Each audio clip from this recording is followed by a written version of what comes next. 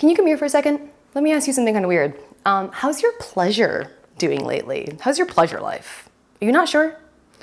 I want you to look at the screen and tell me, or tell yourself rather, if you can identify with any of it. I will wait while you pause. You see that little thing that happens at like 9 p.m.? It doesn't necessarily come because you're hungry. If anything, you literally just ate dinner. It happened because that was the first moment all day that had no structure, no task attached to it. And it's the reason why your body composition goals are not being met. We call this a pleasure, love that word, pleasure deficit, which I had trademarked. Initially, I had trademarked it as a joke, a very expensive joke, but eventually this term just came up so much that it is absolutely a legitimate term in my coaching practice now, okay? If you don't know who I am, my name is Ash. I am a certified strength conditioning specialist of 8 years, and I help everyday athletes with their fat loss goals. I know that for a lot of you, training is like the highlight of your day. It's so rewarding, it's super fulfilling, it gives you something very real, but it requires effort and output, and it demands something of you, as you know very well. Therefore, we cannot consider training to be pleasurable because pleasure by definition should feel easy, like relief. The fact that you love an activity, the fact that you love training doesn't make it inherently pleasurable. It's just a very meaningful form of work.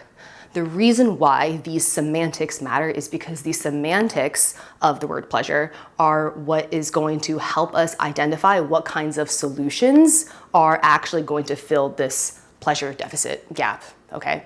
So some examples of pleasure, not limited to this. I would say for myself, a very slow walk with no route, with no pace goal for sure, no fitness objective attached, right? There's a difference between I need to get my 10,000 steps versus I'm just gonna go on a walk and I'm gonna like look at the clouds, right? Maybe it's just like you and your dog going wherever.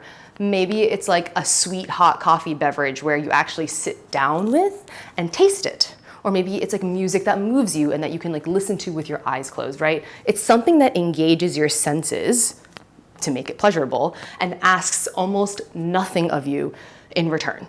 And if you have a hard time identifying whether you have anything pleasurable in your day, you just ask yourself, does this activity that I'm thinking of here, does it require discipline and or effort?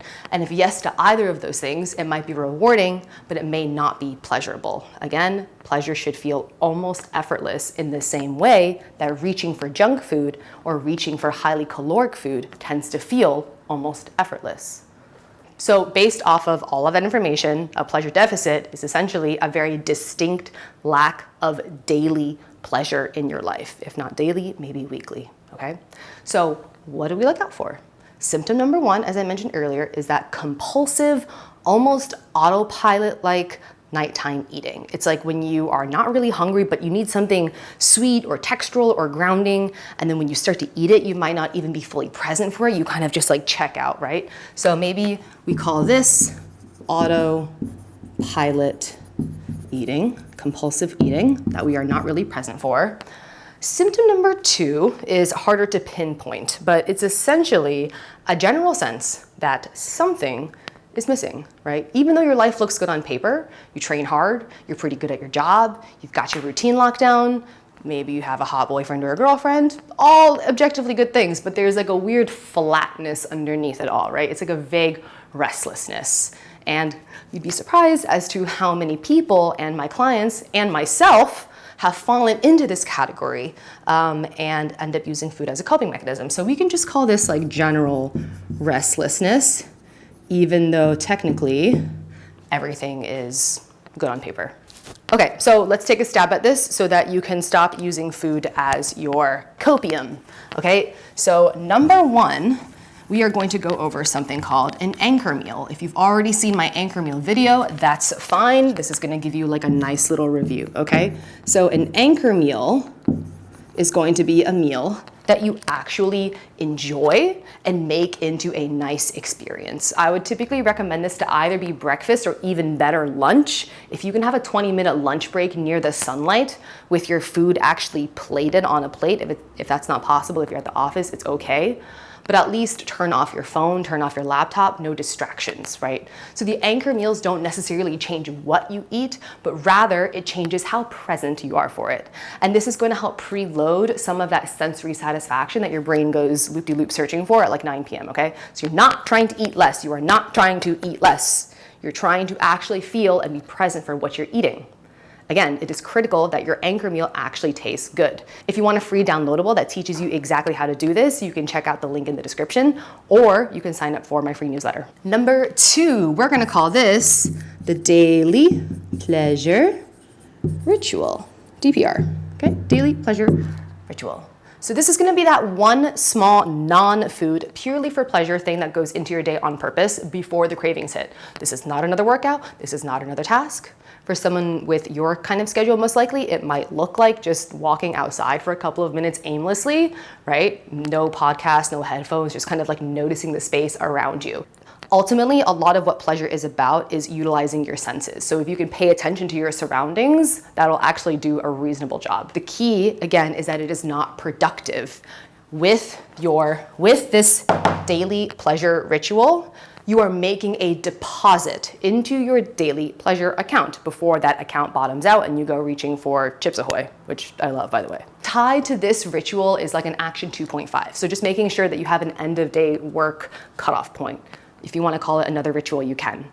I would say that this is particularly important for people who work from home, and like if your dining room table doubles at your workspace like mine does, it's even more important that you just kind of like cut yourself off at some point.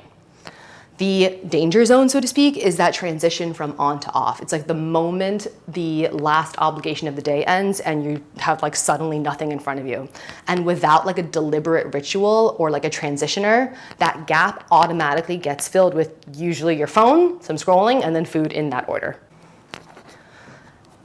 Action number 3 is called a general sensory, again, using our senses, I might be running out of room, reactivation, okay? Emphasis on reactivation. This is the one that a lot of people don't see coming, and it connects directly to something your phone is doing to your ability to feel pleasure or anything at all. Here is what is happening neurologically.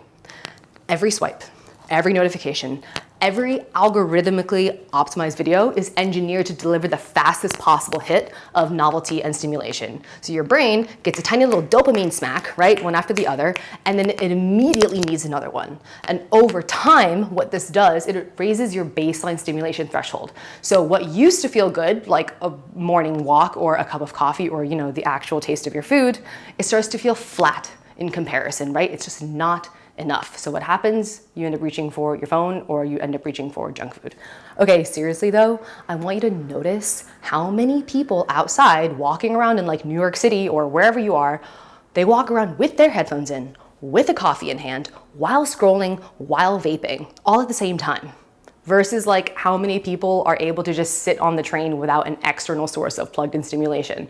When you start to notice the ratio of the two groups, it is fucking crazy, okay? And I think that what makes all of this even worse is that scrolling actually doesn't satisfy a deficit, it just agitates. It puts your nervous system in like a state of low-grade arousal and anticipation without ever delivering that real resolution. This is why those 40-minute doom scroll sessions feel so bad. This is why like binging YouTube content like this, it feels bad afterwards because you've just been completely numbed out and your brain is still chasing some kind of reward that it never got from the screen. Ultra-processed food steps in to close that loop. It's engineered with the same logic as your social media feed. Maximum stimulation, minimum effort, and just gone before you even fully register it.